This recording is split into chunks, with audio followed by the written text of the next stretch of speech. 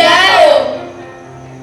युद्ध के मैदान में आपके इस साहस और निर्भीकता से डरकर सभी 10 राजाओं ने आपके आधिपत्य को स्वीकार कर लिया है। बिल्कुल महाराज, परमात्मा की कृपा और आपके अच्छे कर्मों की वजह से आप अपने जीवन के हर पड़ाव में सफल रहे हैं। हाँ महाराज, आपकी अधीनता में हमें पर्याप्त वर्ष मिले और किसानों ने भी बहुत ही अच्छा मात्रा में उत्तम अनाज उत्पादन किया है। महाराज, आप तो ईश्वर के प्रतिनिधि हैं। आप तो पूरी पृथ्वी में बेमिसाल और अद्वितीय शासक हैं। आप सदा सुखी रहें और प्रजा भी सदा आपके शासन में आनंदित रहे। राजन, आप सभी के सहयोग और शुभकामनाओं के लिए बहुत बहुत धन्यवाद। परंतु इन सब का क्या फायदा जब मैं अपने पूर्वजों को अपना मुंह भी न दिखा सकूं।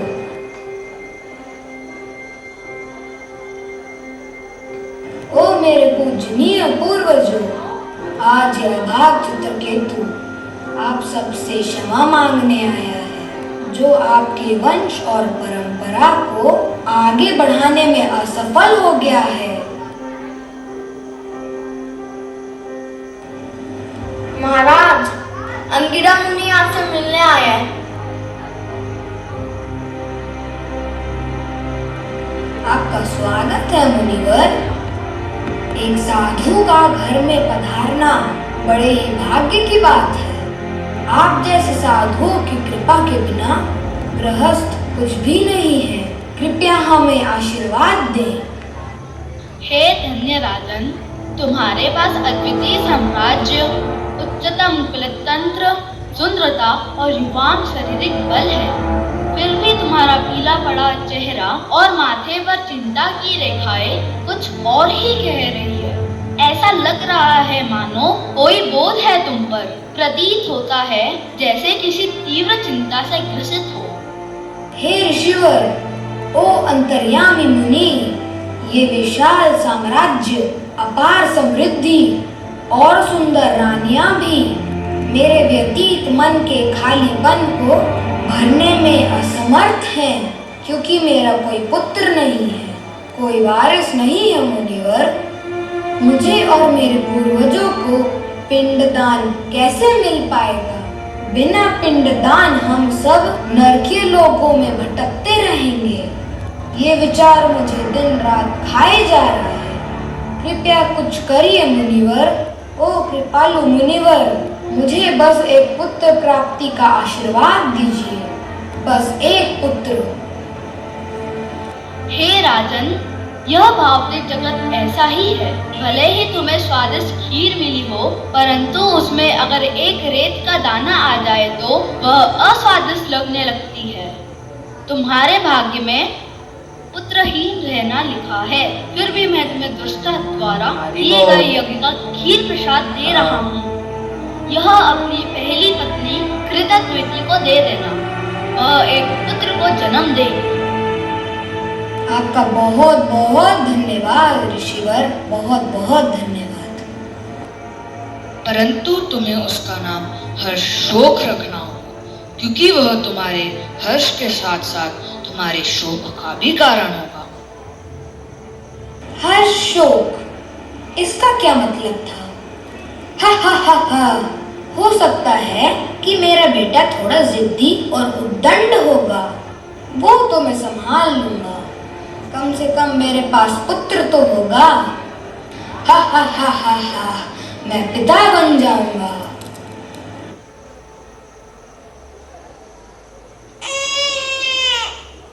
महाराज, महाराज, महारानी कृतद्वती ने आपके कुल दीपक को जन्म दिया है।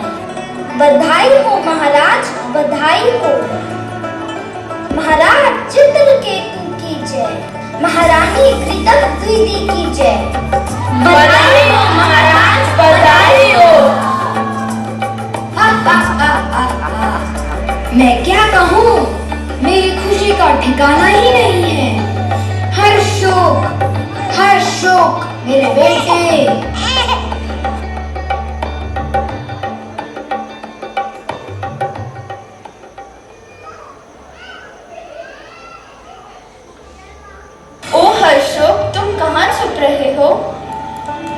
मैंने तुम्हारे लिए खीर बनाई है। मुझे पता है तुम्हें खीर बहुत पसंद है। अवश्य ही, आखिर वह आपके खीर खाने से ही तो जन्म लिया है। ओह, तुम यहाँ हो? तुम बहुत प्यारे हो। वैद्यराज कह रहे थे कि खीर बढ़ते हुए बच्चों के लिए बहुत अच्छी होती है। तुम्हारी उम्र बहुत लंबी हो। महाराज चित्रकेतु पधार रहे हैं। ओ हर्षोक, मेरे बच्चे, मेरी जिंदगी। कृताद्वैती, मैं तुम्हें बता नहीं सकता कि मैं तुम्हारा कितना ऋणी हूँ। तुम्हारे इस बच्चे को जन्म देने से मुझे और मेरे पूर्वजों को मोक्ष मिलना संभव हो पाया है। हर्षोक मेरा उत्तराधिकारी होगा और आनंद पूर्वक इस साम्राज्य में राज करेगा और हमारी सारी इच्छाओं को पूर्ण करेगा। महाराज, आप यह सब कहकर मुझे शर्मिंदा कर रहे हैं। नहीं कृताद्वैती, तुमने मुझे बहुत ही अमूल्य चीज दी है, जो कि बाकी 100 लाख रानियां भी मुझे नहीं दे सकी।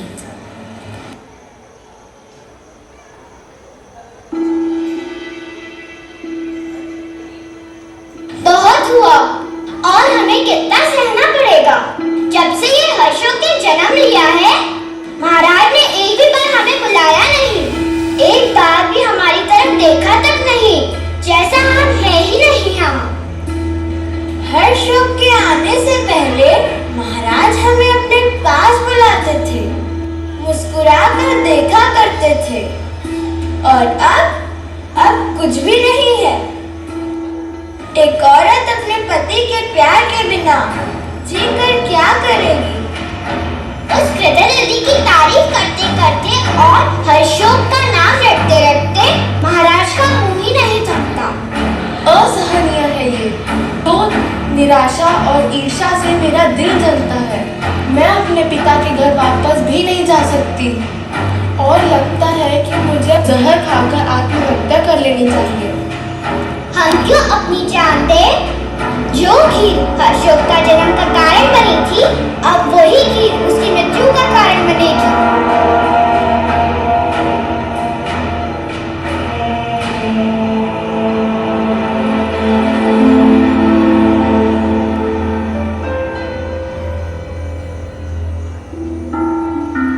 अरे हर्षोक अभी तक उठा क्यों नहीं? सूरज निकले कितना वक्त हो गया है। आज ये इतना देर तक क्यों सो रहा है? कल हर्षोक महल के बगीचे बहुत देर तक खेल रहा था और बहुत थक गया था। वह कुछ खाया भी नहीं था, बस खीर खाई थी हर्षोक ने सोने से पहले। राजवैद्य को बुलाओ।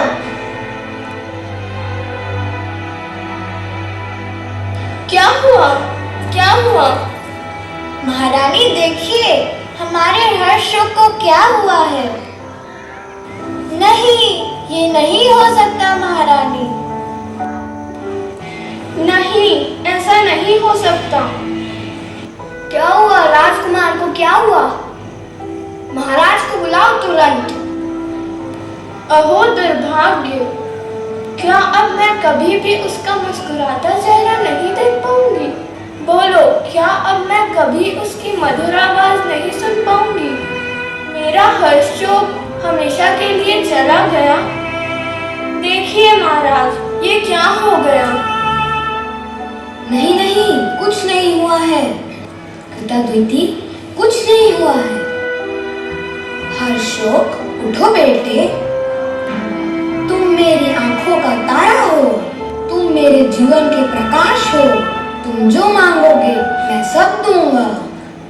उठो बेटा, जाओ अपने मित्रों के साथ खेलो। हम हर्षोक के बिना कैसे जिएंगे? कृपया वापस आ जाओ। नहीं, तुम वापस नहीं आओगे। ये कैसा भगवान है जो माता पिता के जीवित रहते उनके बच्चों को छीन लेता है? ना ही वो शक्तिशाली है, ना दयालु, बल्कि अत्यंत क्रूर है। आखिर ऐसे भगवान की पूजा क्यों किया जाता है? आइए मुनिवर आइए, इस जरूरत की घड़ी में आप पधारे हैं। देखिए मुनिवर, मेरे क्रूर भाग्य ने मेरे साथ क्या किया। भगवान मेरे साथ ऐसा कैसे कर सकता है? ये कैसा नसीब का खेल है कि एक पिता के सामने उसका बेटा मृत पड़ा हुआ है। मैं अब और नहीं जीना चाहता, मैं अब और नहीं जीना चाहता, नहीं जीना चाहता। नहीं महाराज, हम ये कष्ट कैसे सहेंगे? हे राजन, तुम ये शोक करना बंद करो। यह शरीर तो अस्थाई है और इससे जुड़े सारे रिश्ते भी। इस मृत शरीर से अब तुम्हारा क्या रिश्ता है? इस भौतिक जगत में जीव, रेत और तिनके की तरह कभी आपस में मिलते हैं और समय के बल से वो फिर अलग हो जाते हैं। हे राजन, मैं, तुम और सभी जीव अस्थाई हैं।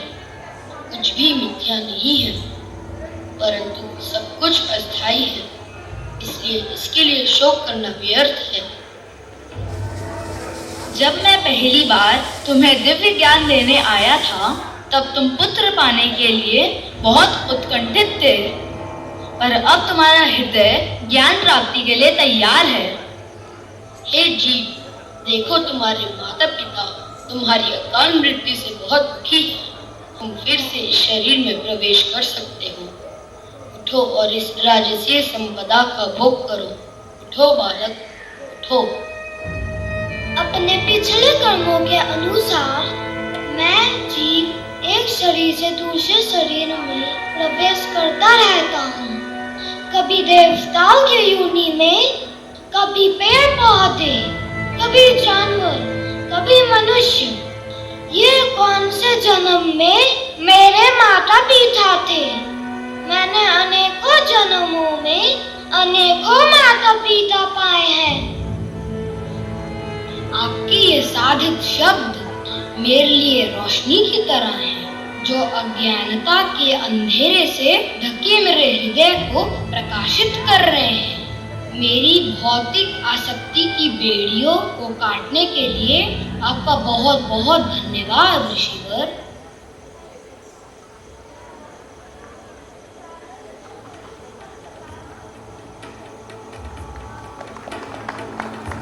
और इसके बाद महाराज चित्रकेतु ने नारद मुनि को अपना आध्यात्मिक गुरु स्वीकार कर लिया, जिन्होंने उन्हें एक शक्तिशाली मंत्र दिया, जिसकी जप से उन्हें भगवान संकर्षण के दर्शन हुए और कृष्ण भावनामृत का पालन करके उन्होंने अपना जीवन सफल कर लिया। इसके बाद वह विद्याधरों के लोक के राजा हुए। एक बार ऋषि मुनियों की सभा में माता पार्वती को भगवान शिव की गोद में बैठे देख उन्होंने कुछ आपराधिक शब्दों में अपनी हैरानी प्रकट करी, जिससे कि माता पार्वती बहुत क्रोधित हो गई और उन्होंने चित्रकेतु को श्राप दिया। खो इस मूर्ख को, जिसने बिना सोचे समझे खुद को दंड के भागी बना लिया है। मेरे स्वामी भगवान शिव जी, जो पूरे जगत के गुरु हैं, फिर भी इस लांछित क्षत्रिय राजा ने ऐसी बात कही जो ब्रह्मा और बाकी अन्य देवता भी कहने में विचार करे। इसलिए मैं भवानी इसे श्राप देती हूँ कि ये एक राक्षस परिवार में जन्म ले, ताकि इससे यह सीख मिले किसी श्रेष्ठ जनों के लिए ऐसी आपराधिक टिप्पणी नहीं करनी चाहिए। ओ पार्वती, ये श्री हरि के दास के दास है। इन्हें किसी भी प्रकार के भौतिक सुख की आकांक्षा नहीं रहती। वे जीवन की किसी भी परिस्थिति में हताश नहीं होते। उनके लिए स्वर्ग नरक सब एक है।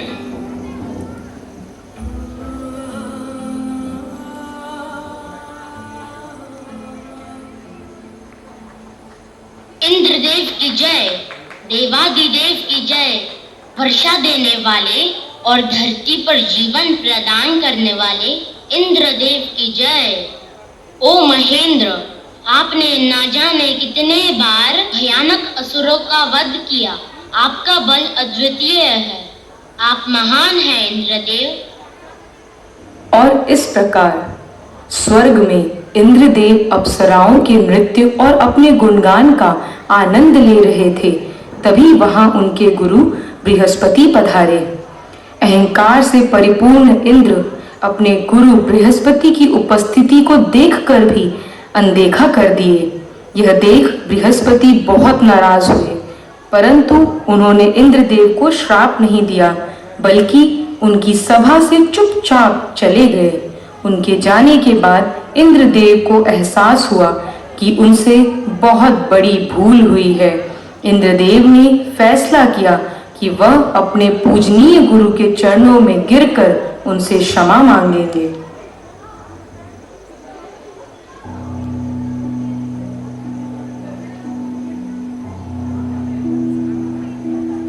इंद्रदेव ने अपने गुरु को बहुत ढूंढा, पर उनका प्रयास विफल रहा। गुरुदेव उनको नहीं मिले क्योंकि बृहस्पति ने खुद को अदृश्य कर लिया था। यह समाचार दैत्यों तक पहुंच गया और वह इंद्रदेव और बाकी देवताओं का उपहास करने लगे। सारे असुर अपने गुरु शुक्राचार्य का गुणगान करने लगे और शुक्राचार्य ने उन्हें चेताया कि यही सही समय है इंद्रलोक पर हमला करने का। उन्होंने कहा कि उनका आशीर्वाद सभी असुरों के साथ है, इसलिए उन्हें डरने की कोई जरूरत नहीं है। वे निडर होकर हमला करें। हाँ गुरुदेव, हम तैयार हैं। यही सही वक्त है अपने प्रतिद्वंदी देवताओं को परास्त करने का। आप आशीर्वाद दें। विजयी भव। जल्द ही देवताओं और असुरों के बीच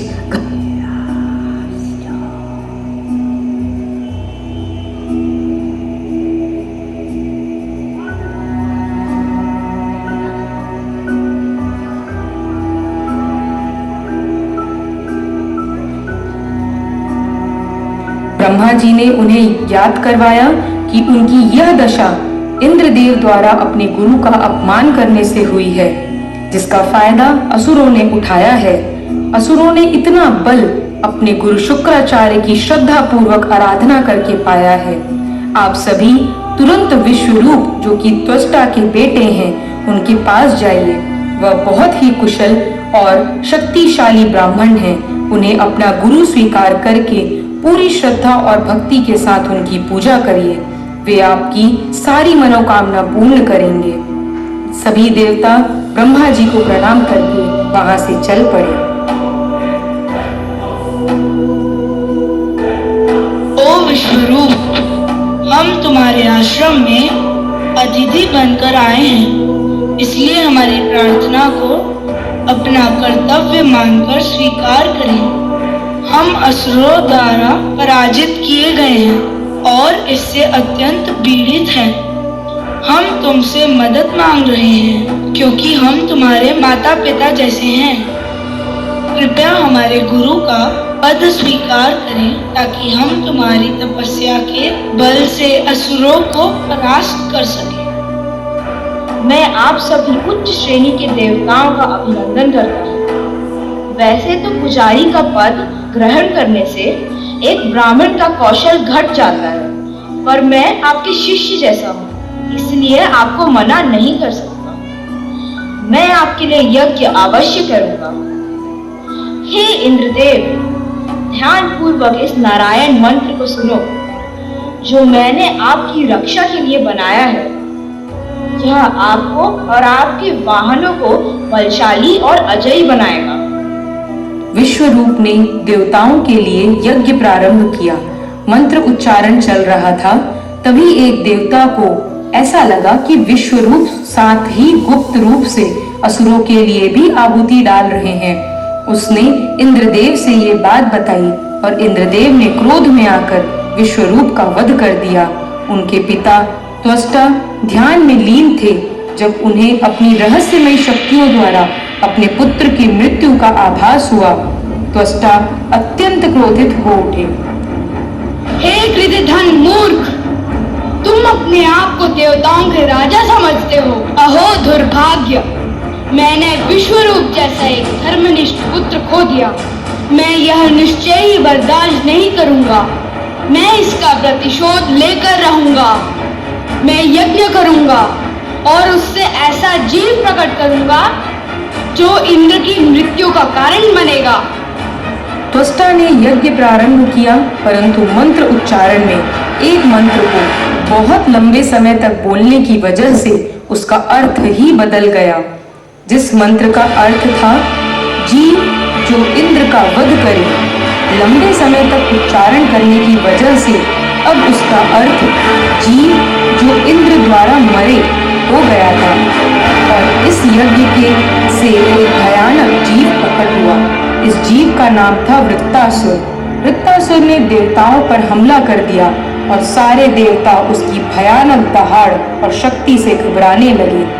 डरे हुए देवता भगवान नारायण के पास गए और उनसे वृत्तासुर से उनकी रक्षा करने के लिए प्रार्थना करी। मैं आप सभी की प्रार्थना से अति प्रसन्न हूँ। आप सब शीघ्र दधीचि ऋषि के पास जाइए। वे विद्या, तपस्या और अपने प्रण में अत्यंत निपुण हैं। जाइए और उनसे उनके शरीर को मांगिए। उनकी हड्डियों से विश्वकर्मा एक वज्र तैयार करेंगे। उस वज्र से ही वृत्तासुर का वध संभव है, क्योंकि उसमें मेरी शक्तियां समाहित रहेगी।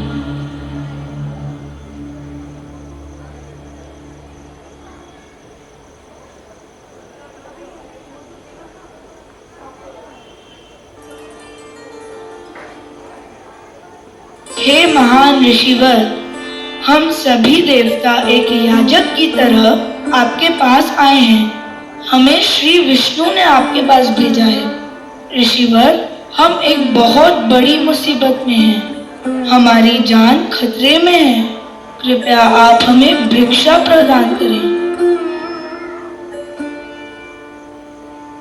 मैं एक गरीब गृहहीन योगी तुम्हें क्या भिक्षा दे सकता हूँ? आपका शरीर महर्षि। मेरा शरीर? निश्चय ही तुम उपहास कर रहे हो। तुम्हें मृत्यु के वक्त होने वाले दर्द के बारे में तो पता होगा ना।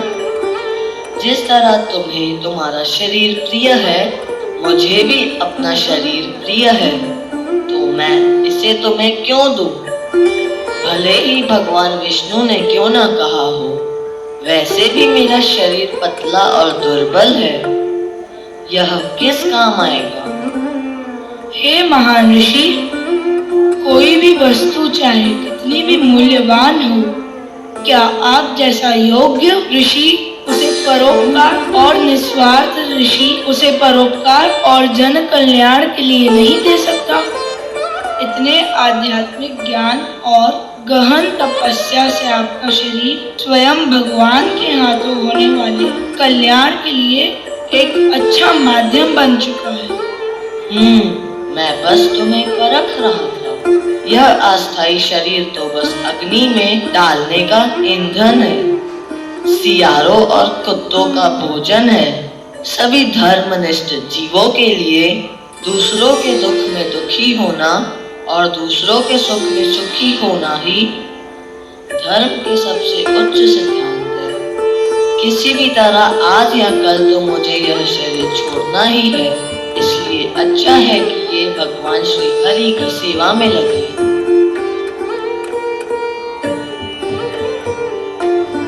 और इस तरह दधीचि ऋषि ने ध्यान में लीन होकर अपना शरीर त्याग दिया। नर्मदा नदी के किनारे देवताओं और असुरों के बीच युद्ध प्रारंभ हो गया। इंद्र उस वज्र से पूरे आत्मविश्वास के साथ असुरों से लड़ने लगे और एक एक कर सबका वध करने लगे। सारी शक्तियों के प्रयोग के बाद भी जब कुछ न हो सका, तब असुर वहां से भागने लगे। असुरों के मुखिया वृत्तासुर उन्हें रोकने का प्रयास करने लगे। अरे रुको, तुम सब भागो मत, मेरी बात सुनो। ये शरीर अस्थायी है, एक ना एक दिन उसे नष्ट होना ही है, तो क्यों ना एक यशस्वी मृत्यु प्राप्त हो। सिर्फ दो तरह से मृत्यु यशस्वी हो सकता है। पहला, भक्ति योग का पालन कर, जिसमें अंत समय में अपने मन को नियंत्रित करके उसे परम पुरुषोत्तम भगवान के स्मरण में लगाया जाता है और दूसरा युद्ध के मैदान में बिना पीठ दिखाए अपनी पूरी क्षमता से लड़कर मृत्यु प्राप्त करता है। असुरों के प्रधान सेनापति वृत्तासुर ने धार्मिक सिद्धांतों द्वारा बाकी असुरों को समझाना चाहा, पर वे सब इतने डरे हुए थे कि वे सब भाग गए। वृत्तासुर ने अकेले ही देवताओं को डराना चालू कर दिया। उसकी सिंह जैसी गर्जना से देवता कांपने लगे और वहां उपस्थित लगभग सारे जीव अचेत होकर गिर पड़े। पागल हाथी की तरह वृत्तासुर ने अपने त्रिशूल की शक्ति से सारे देवों को अपने चरणों के नीचे दबा दिया। पूरी पृथ्वी हाहाकार करने लगी। अपनी ये गदा अपने पास रखो इंद्र, तुम और तुम्हारी गदा दोनों ही तुच्छ हैं, परंतु निराश मत हो, अपना वज्र उठाओ, क्योंकि ये वज्र तुम्हारा नहीं है, अपितु उसमें दधीचि मुनि के तपस्या की शक्ति और भगवान श्री विष्णु की कृपा है। इसीलिए ये वज्र उठाओ इंद्र और मुझे इस असुर शरीर से मुक्त करो। वृत्तासुर! तुम ये युद्ध जीत जाओगे इंद्र, और अपने साम्राज्य की रक्षा करने के लिए फिर चिंतित रहोगे, और मैं आज मरकर भगवत धाम को वापस चला जाऊंगा। तो असली विजेता कौन हुआ इंद्र? हराओ मुझे इंद्र, और मुझे सबसे सर्वोत्तम विजय प्राप्त होगी। तुम्हारे द्वारा मारे जाने से मैं अपने संघर्षण देव के चरणों का दास अनुदास बन पाऊंगा, जो मेरी एकमात्र इच्छा है। हे महान असुर मित्र, आज तक मैंने जितने भी असुर देखे हैं, वे सब घनघोर अज्ञानता में लिप्त हुआ करते थे, परंतु इस असुरी शरीर में रहकर भी तुम्हारी चेतन भगवान श्री हरि की अनन्य भक्ति में स्थित है। यह देखकर मैं अचंभित हो गया हूँ। तुम एक दिव्य असुर हो वृत्रासुर। चलो युद्ध को आगे बढ़ाते हैं वृत्रासुर, क्योंकि हम दोनों ही अपनी कर्तव्यों की बेड़ियों से बंधित हैं। हे इंद्र, हार और जीत दोनों ही भौतिक है, इसलिए उठाओ शस्त्र और वार करो।